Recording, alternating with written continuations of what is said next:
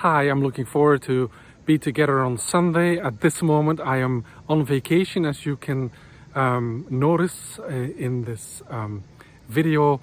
I've been spending quite a bit of time on the Long Island Sound this summer, and I'm so happy I did. Of course, with the hurricane we have all experienced, and we dodged that here in Connecticut, so we're happy that the hurricane didn't hit us. But with dangers of nature, and especially on the water, we experience what we all are talking about when you're sailing and swimming. The border between life and death can be very close, and sometimes too close. But this summer I've been experiencing the other side of the beauty of nature and water. The Long Island Sound has been a source of relaxation, of friendship, thanks to friends in the parish who have allowed us to stay here at the beach or have been sailing with me, allowed me to participate in their sailing activity. It's been fantastic and beautiful.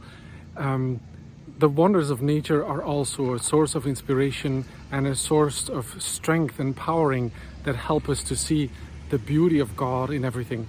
And I invite us also this time that where we are experiencing sometimes more often that we are closer to the border of death and life with all the pandemic and other annoying, almost dangerous things like the danger of a hurricane or nature coming undone.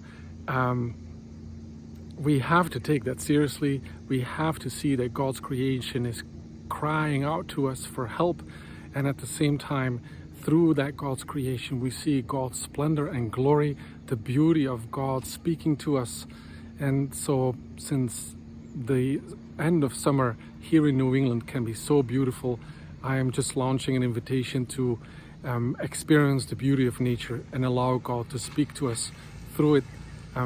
Enjoy maybe the Long Island Sound, where I have been spending some of my days this summer, or the beauty of the forests around us on your hikes. Especially during these hard times, allow nature to be a source of strength and inspiration.